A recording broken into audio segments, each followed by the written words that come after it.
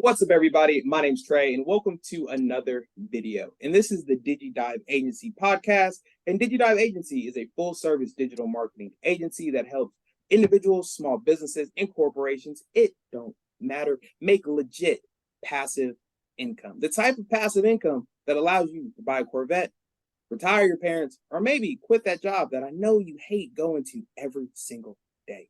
So if you are interested in building passive income, feel free to hit the first comment in the comment section down below, as we don't work with everybody, as we have to make sure you're a good fit to work with us, and we're a good fit to work with you, because we don't work with everybody. Because unlike people on the internet would like you to believe, it's actually kind of hard to make tens of thousands of dollars every single month. But the cool part is, we kind of figured it out.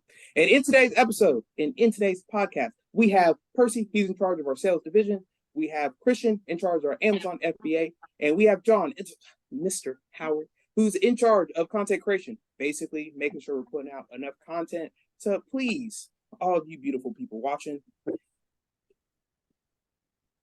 I'm about tired of all of y'all. Like, all I'll try to do is talk over here.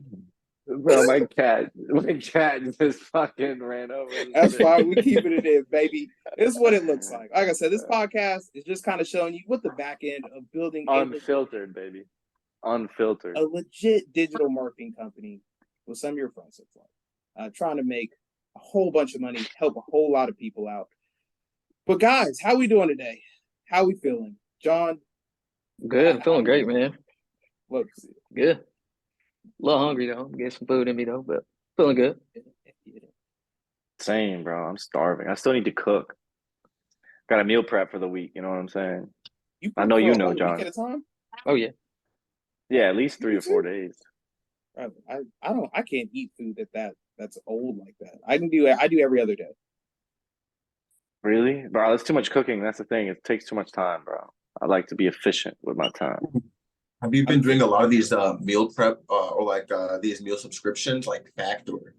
They had a real cheap intro where they just give you all the food you need for the whole week for lunch and dinner. No free promos. We don't do no free promos. No free, but don't say the name. Not unless they pay it. Nah, we just playing. Hey, I heard Factor is pretty good though. I have tried what's it called?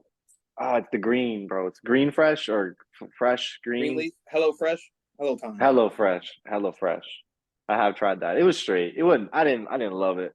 But Hello Fresh, you still have to cook though. Factor, they come pre-made. There's no cooking. You just throw that right in your microwave, eat it. Right. Oh, that's right. Hello Fresh does. Yeah. No, that is true. I'm gonna have to try it, dude. I'm kind of getting tired of grocery shopping. Not gonna lie, it's kind of time consuming. Don't want to cook. I love the grocery shopping, the actual cooking for lunch and dinner. This just takes away all the stuff process for you, so you just get to focus on life. I may have to do that, man. We gonna see. Y'all boys don't eat enough. That's why I can't do it. I'm eating 7 times a day. So they would not work for Trey because the calories are light. The calories are like 500, 600 calories a meal. So if you're trying to work out, that's my normal calorie like per intake per meal. Is the fact that I'm eating 6 times a day. That makes it a little difficult. So they send you food for the week. They would send me food for like a day and a half. So it would just be too expensive. So I did see something kind of interesting when I was looking at just going through social media, watching a whole lot of Gary Vee recently, just about building a brand. So I don't know if you listen to Gary Vee. I assume we all have because we see him everywhere. But what are kind of your thoughts when it comes to actually building the brand? He's really saying that you need to be obviously authentic, show people kind of like we're doing on the podcast right now, the back end. So not all the flash and glamour, everything's perfect. You see Percy like dropped his phone at the beginning of this. Like, we're showing you raw footage of what it looks like to actually build something that can, help people and make a lot of money doing it. But what are kind of your thoughts on, Gary Vee and growing an actual brand for a company and stuff like that? I mean, Gary Vee, he's a classic. Like, he's been doing this thing for a long time. And he's a big, like, just come and be genuine about what your intentions are and what you're trying to do. And that kind of ties into, like, sales, right? It's kind of like your what is your end goal, right? If your end goal is just to sell everybody, then like people can sense that. And that kind of, it's kind of what Gary Vee is saying, it's just your intentions have to be good at the end of the day. And I think that's like a very good message in general. Just, actually having good intentions in what you're doing and not just trying to sell everybody or trying to just, build a business to sell people. You should be really trying to build a business to help people. And I think if you have those intentions, it kind of like bleeds into your company and into the type of like people that you attract. Pretty culture. Yeah. I mean, like, first of all, shout out to the type of community he built. I love the community he built his group he has every year coming together and I know they're going to like Indianapolis this year. They were in Minneapolis last year. I just love the organization where he really created a cool organization around his NFTs, where it's just a group of people who are really focused on making money passively. It's a group of people who are just focused on making money through alternative means. Gary Vee, he preaches to like you said, Percy, doing things in a very like honest way. But he also gives just like very great advice. With his preaching of, just if you're going to be on social media, make sure you're posting multiple times a day, making sure you're staying on top and like growing your social media presence. So he gives what I think just is very great advice. I have one of Gary's books right above me right now. So personally, I love, Gary Vee, where he comes from, in the type of message he's preaching to his crowds. I feel like he gives just some real genuine ideas on how to better grow your content. I love him personally. I don't watch him as much. I don't consume his content as much as I used to.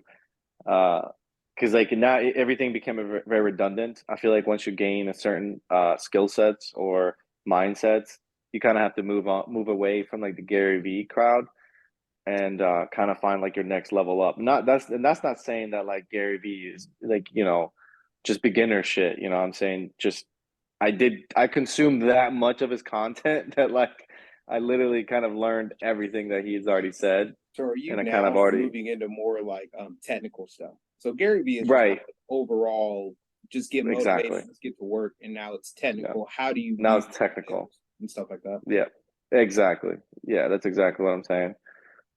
John, how do you feel? Have you watched Gary Vee at all? I do not. So most of the content I consume is EYL. I don't know if you guys heard of them, and Chris Johnson. So Earn Your Leisure. They have a YouTube channel. They go live every Monday. They call it Market Mondays. They just go over the markets, things to look for. And then Chris Johnson as well. I don't know if you know who that is. He's a big social media influencer. He has this group called the Wealth Squad. And I'm actually in one of his Discords. It's a paid Discord. I pay a monthly fee, but it's essentially classes on anything and everything. They go over pallet flipping to, digital marketing, stock market, literally anything and everything. They have classes on. Any way you can make money, they have classes on. So that's kind of really what I'm tapped into right now. So it's pretty cool. A lot of information. And I think we are going to be essentially doing the same thing here. That's kind of why I split it up into different sections of the business. Like, obviously, that's why I'm not doing every single part. It's why Percy's doing sales, Christian's Amazon FBA, John's actually content creation, so that when we build out like the social media for the actual agency, we have one specific person that you're listening to. So when you want to learn more about sales, specifically from Diji Dive Agency, you're hearing from Percy. So you can understand how he says things, his kind of sales process, in which it might be completely different from mine, but we know that it works because that's why he runs that specific department. So I think that could be kind of cool. And then just learning from different people. So John's going to be in a very interesting position, in my opinion, in terms of he doesn't necessarily have to learn the ins and outs of everything in the agency. So he's not going to have to understand, well, how exactly did you pick that product when it came to Amazon FBA? Or why exactly do you list a certain amount of number on Facebook dropshipping? Because he's only involved in making the actual content so it looks pretty, it trends on social media. And he's not really in the back end of like everything operational when it comes to the business. So splitting it up is really important. But how do you feel about like Gary Vee specifically when it's just like hustle 24/7? Because I think that's what a lot of people are preaching. And now you're seeing a lot of people get burnt out. Like, because I think like right before COVID, that's everybody was hustling. It was yard sale flipping, it was pallet flipping, it was doing everything. Then after COVID and people kind of took a second to, get a break, and they kind of realized that, hey, working 12, 15, 16-hour days is just kind of not worth it if you're not doing what you actually enjoy. But how do you kind of feel about just like hustle culture in general, I guess? I would say for me, it really, for one, I mean, like you said, it's got to be something that you really enjoy for one. So you have to at least enjoy it to a certain level. And then two, I feel like a really big thing is you really kind of need to know where you're going with what is it you're doing. Because I feel like a lot of people just do things with no real end goal other than just to make money. But I feel like if you kind of set that goal of kind of knowing where you're going, it's a lot easier to do, and you can just build on that because you can make goals, set goals, and then just go from there. I feel like it's that way it's a lot easier, and you can actually see your progress as you keep going. Makes sense. I think Warren Buffett said, I think it was Warren Buffett. He said it's not. You don't know. You don't even know you quoting, my guy. You making stuff up. He just wanted to Nah, sound hold good. up. Warren Hold Buffett. up. Yeah, that sounds about right. I think it was Warren Buffett. I'm pretty sure. I'm gonna check after this. Somebody We're gonna chat check on GPT it. Don't worry. well, I think he said it's not how hard you row, but it's which boat you're on.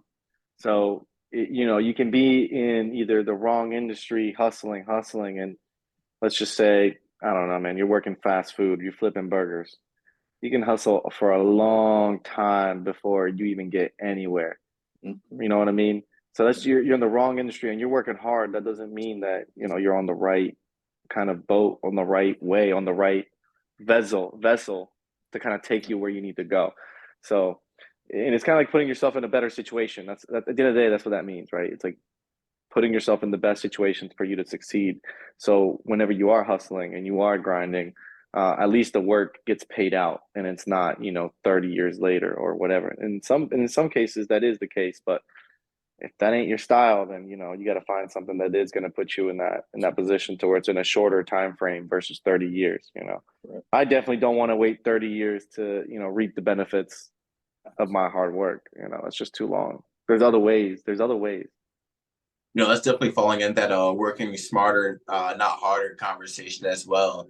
Just making sure in that right boat. It is, absolutely crazy. When it comes to life, it really doesn't matter how hard you are working, because you can be the hardest worker. But if you're working in fast food, or you're working just in an industry that doesn't reap the benefits for you, if you're a server, just working in the service industry, you can have a 12, 14-hour day as a server, and you might make $200. But when it comes to time just being in the different types of boat, working in a different type of industry, you're doing a different type of craft and skill, where you have that 10, 12, 14-hour day. That $200 should be producing you a 5-figure amount from the type of business you're able to create throughout the day. It's really a lot of working smarter, not harder, and then just having the ability to work smarter, because not everyone understands what it takes to work smarter. A lot of people are working harder, but they just don't have the knowledge or know where to go in order to work smart, in order to get to that, $10,000 work month, or just know what that does look like for them. I think one interesting thing, especially with entrepreneurship, when it comes to building side hustle, passive income, whatever the case may be, understanding that you're going to have to be putting a lot more work on the front end, doing something that probably is not making you money, but having that long-term goal in mind of really setting something up that you can build for the future, you can build for multiple generations. And that's really what we're looking to do, like at Diji Dive Agency, is to set something up that we will have for years to come, that we'll be able to pass down. And we're going to have multiple employees, be in multiple states, multiple countries, and things like that. But knowing that on the front end, it's just a lot of work and you're not necessarily making any money for it. So it makes it really interesting. It's also funny to look at, like, our great grandparents, if they wanted to legitimately start a business, like they were looking at like mortgaging their house. They were looking at taking out hundreds of thousands of dollars to open a brick and mortar store. When now, to open up a business, you really can make a logo on Canva. You can go to Fiverr to have somebody build you a website, and then you're essentially ready to go. Like, it really doesn't take a lot of time or really a lot of money to start a business. Obviously, growing it to make millions of dollars a year and things like that is a completely different story. But just starting a business is not very difficult. No, it's definitely not hard to get to like 1,000 a month and just like side income. You know what I mean? It's just, again, it's the right business. Oh, I fact checked, by the way. It is Warren Buffett that said that. Oh, okay, So that's what you were just doing. All right. yeah. I made sure that I didn't want it to come back to me later, be like, "Yo, you're an idiot." Why? Yeah, Yeah. I want to get my facts straight. Yeah. And then I guess how does that look for everybody? Because I think we're all kind of obviously entrepreneurial mindset is kind of why we all started the agency. But just knowing that like on the front end, like building something that, is legit that helps people that makes a lot of money isn't necessarily gonna pay you on the front end. So how did that kind of look for everybody? Just kind of structuring their mindset, or maybe it had to do with like even structuring your budget. Maybe you're like, hey, I might have to, not eat out a couple of times so that we can hire this employee that does thumbnails or whatever the case may be. So kind of how did it look for y'all?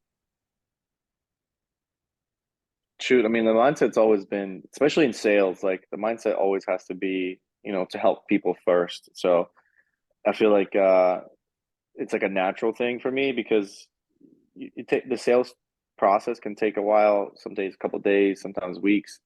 So you don't really like, get the benefit of the sale until later. So you kind of have to put the upfront work first, and then, you get the benefit later. So I feel like that's something that I've kind of always had. And in life, I feel like that's kind of how it should be as far as, you always put in the work and eventually things will just line up. If you keep putting in the work, just keep showing up and something is bound to happen as as a good thing. Yeah, I mean, I agree with you. I'll piggyback on that. To what you're saying. Again, when you put in the work, um, it'll start to show eventually. Again, and you want to go into it, like you said, with kind of genuine, actually wanting to actually help someone. And again, you'll reap the benefits afterwards. So you just got to go into it with that mindset. Eventually, what you put in is what you'll get out of it. So. Christian, how you feel? When I was working within real estate, we had there's just like a mindset that all of us had in the office. Let me rephrase that. When I was working as an actual real estate agent, but the mindset all of us had was, just be genuine, just genuinely try to help people. When you have a focus of being people first, the money's going to come later. Like, as long as you're just putting people and their other people's best interests in front of you, the money will follow. So as long as you're just trying to genuinely help people making money, or help people buying the right transaction, it might not be the most profitable house to sell, or might not be the most profitable transaction for you to help them with.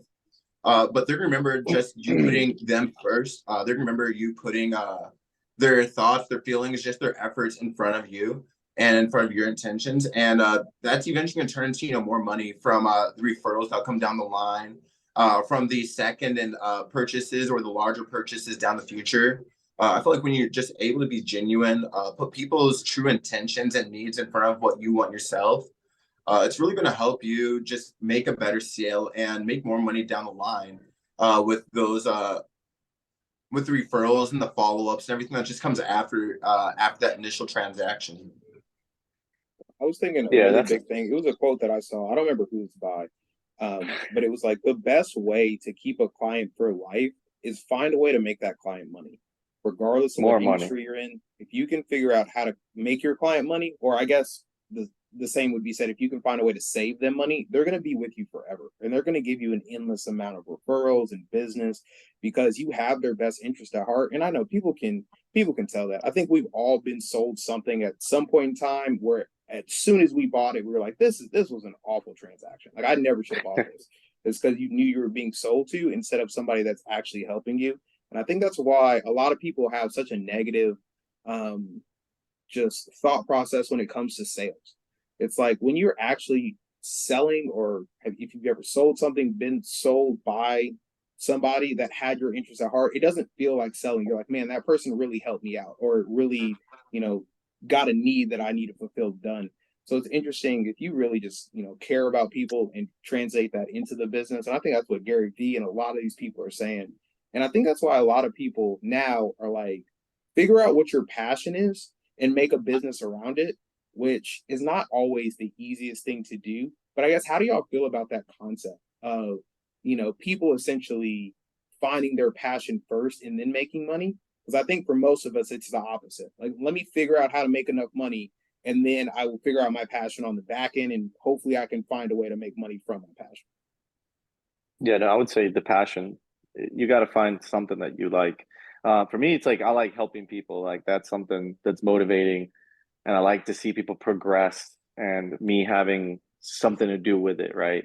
So like if I saw that person kind of like level up because of something that I taught them or that I showed them, that kind of, motivates me to do the day-to-day tasks that are kind of boring, that seem mundane, that you don't want to do, but then you remember, why you're doing it, and that kind of helps you complete the tasks that are kind of boring and the day-to-day stuff. On the contrary, I feel like a lot of people have to go about it the exact opposite. Where for me, my passion, like what the things I'm super passionate about, things I would love to do, they require a little bit of money to start out and get going to do. I would love to, have a passion of flying. I have a passion for planes. I have a passion for being in the air. Right now, I take a lot of trips, but I'd love to turn my passion into being able to actually have my pilot's license, take myself out and buying, that legendary $100 burger so many pilots talk about. So I'm wanting to use my passion, finding a way to make money first, and then taking the money I'm able to make and turning that into my passion of being able to actually fly, getting my pilot's license.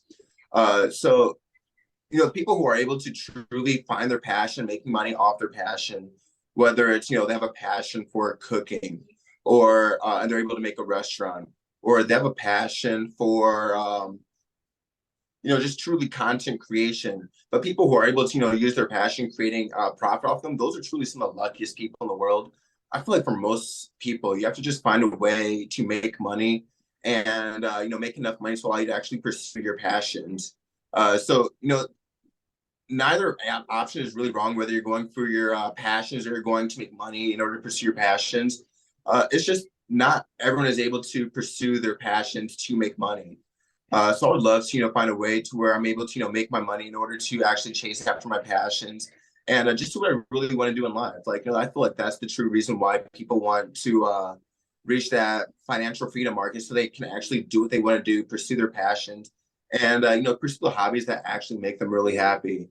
So it's not like one is necessarily right or wrong, but it's just hard trying to, or only certain few people are able to pursue their passions and truly make money or massive profits from their passions. No, that's true. Very true. Yeah. No, definitely. Again, and like the guys were alluded to earlier, just definitely just start with something you like. Because I know for a lot of people, it's really kind of difficult to kind of find that passion or find what it is that they're really good at. So just exploring what you like, and just trying different things. Trial and error is definitely a good way to go about it, because not everyone, kind of knows where to start or what their passions are, what they really enjoy doing. So, but it is kind of difficult for a lot of people with that.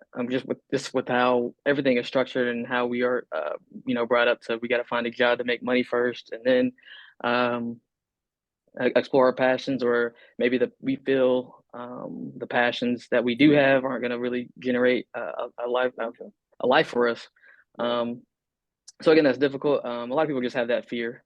So I think you just have to eliminate that fear, and just, again, trial and error, and eventually you'll get to where you want to get to. Yeah, I definitely think that I definitely think that you need a job first. Like you need something, like whether you like it or not. Like obviously try to pick something, right? But you need some kind of income. Yeah, right. You have to have something. But I think there's a couple different ways that you can actually go about it. Is if you do know your passion, it's go find a job that's in your passion would be probably the easiest way. So if you're a person that like loves computers, you love code, go become a coder for a company. If you love cooking, go work for somebody that has a restaurant, or go work in a food truck or something like that. Because I think the only way to truly make money with your passion is creating content around it. So if you are someone that's a cook, starting a YouTube channel, starting a TikTok, starting all the social medias that are involved with cooking, so that you can really start building out your brand. People are going to find you specifically, seeing what you cook. They like your humor, whatever it is. But knowing that while you're actually building that, you're not going to be making any money. So you have to have some form of income, or you have to have like a significant other that can possibly support you while you're, getting your passion to actually become profitable and things. But I think that's where a lot of people struggle at. It's like, well, I know I love doing this, but in order to do this, like I have to go work at FedEx or UPS, or I have to work in a warehouse to make some money while I'm pursuing it. So I think that's where it throws a lot of people off. Yeah, I mean, social media is really where it's at as far as just revenue, like long-term revenue, like consistently reoccurring, right? And social media is so big, and you can do so much with it. And once you get to like a certain level, everything just kind of compounds, right? As far as like your following. So, you get probably like 10K on like Instagram. That usually keeps you rolling. It keeps going to 10, 20, 30. As long as you keep putting content out and it's good, the ball just kind of keeps rolling. Same for YouTube, same for TikTok, same for all these social media platforms. They really just the ball just keeps getting bigger and bigger, and it keeps snowballing. It's kind of like when content creators talk about when they get like past like 500,000 or 1 million. After that, it gets easy. It's just people notice you. About YouTube specifically is the fact that like the content is eternal, and like once you put a video on YouTube, it's on YouTube forever. People will watch that video from 10 years. As long as YouTube is around, somebody's going to watch your videos eventually. And I actually look at YouTube more as a way to document your life more than anything else. Like, this is content that one day, like, your kids or grandkids or great grandkids can look at and be like, what did this person do like their entire life? Like, yeah, I know they work, maybe they worked out, and then they can literally pop on a video and you can explain, what you're doing on your day to day, which is so crazy to me. It's basically just like a video documentary of your life. Like, it's insane. Yeah, pretty much what YouTube is, really. And it's a pretty cool thing to look at, 10, 20 years from now. You'll be able to tell everything and see where your head was at too. It's kind of like journaling, but in video form. I think it's such a crazy thought process. Thinking of how long YouTube will potentially be around for our future kids or even our future grandkids. Like, will YouTube be like the Sears of our generation, where it's just something around for hundreds of years and people just use it, 100 years down the line for just watching and learning about different videos, different content online. It's just crazy thinking of how long YouTube could potentially be down the line years from now. I was thinking about this. I don't know if it'd work, but I thought it'd be a cool concept.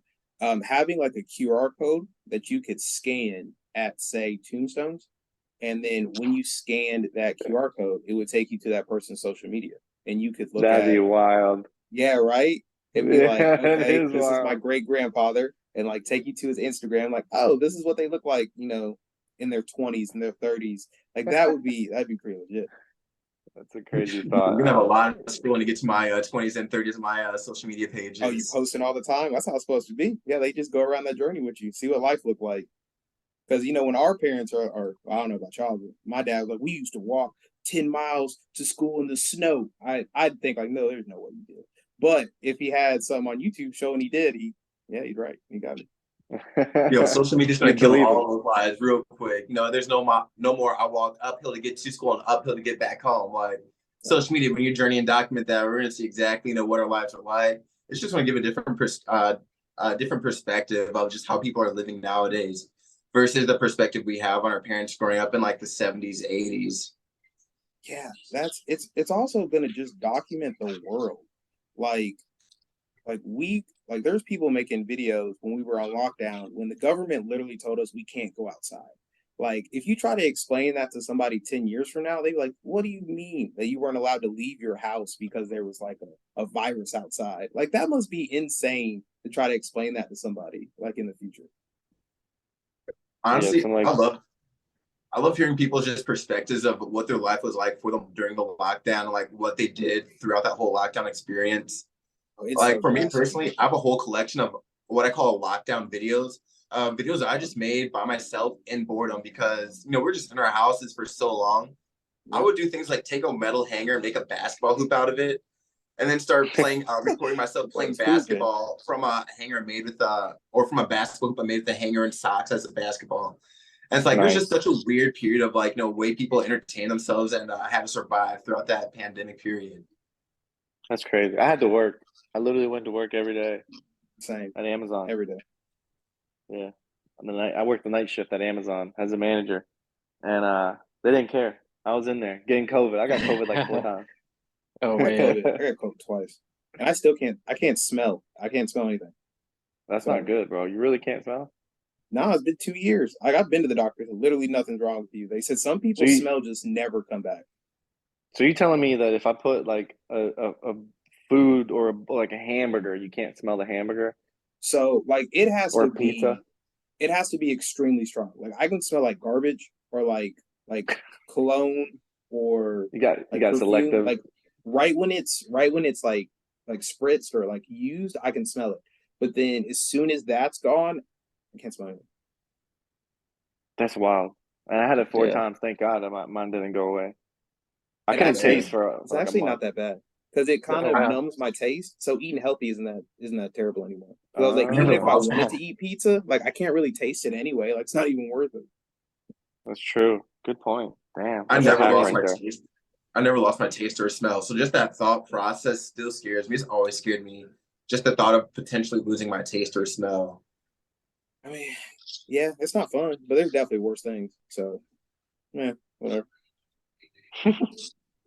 So, with that, boys, another episode in the books. As you see, we just kind of talk about whatever's on our mind on the podcast. If you ever have anything you would like to see in the next video, whether it be questions about AI, questions about different side hustles you might be interested in, side hustles about us specifically that we're doing when it comes to the agency, leave them in the comment. I'll also leave all of our YouTubes in the comment as well, because if you go to our individual channels, there'll be more specific information about what exactly we're doing. Like I said, Percy, whole channel is really just about sales, how to get better in sales, different motivational tactics you can use to get yourself hyped up for cold calls. Christians might be how to find profitable products, where are you sourcing them from, whether it be, wholesale suppliers, hidden suppliers, like eBay is actually a really cool one that we found that we can kind of use with Amazon, but you have to be very specific in how you're actually using it when it comes to contacting sellers. And John, when it comes to content creation, so like what softwares he's using and what's kind of the easiest way to cut down on the time frame to actually make the content. And then me, kind of just an overview of each business we're kind of doing, kind of making sure you understand the really broad overview of what it is, how it works, and then more detailed information of what it looks like to actually scale, how to hire out employees, how to bring other people on, segment them into different sections so your company runs effectively, and things like that. Any last things you'd like to say to the audience, boys? Hey, have a great week, guys. Make it productive, make it successful, and I look forward to catching you guys all very soon. Eat Yes, your sir. Wheaties. Eat your weed. Eat your Wheaties. Go to the And your gym. greens. Also, go this out. Go real work fast. out. The gym is a beautiful representation of life. If you've never hit a PR at the gym before, highly recommend it. Because that's what life feels like sometimes. Like it's just beating you up, never going to get the weight off of you. And then you do it and you're like, oh, now I warm up with this and I can rep this out. So, That's right. really cool stuff, guys. We'll see you in next week's video. I really hope you enjoyed it. If you did, make sure you hit the subscribe button and the notification bell to get notified every time we post a video. And we'll see you in the next one. Peace. Peace. Peace.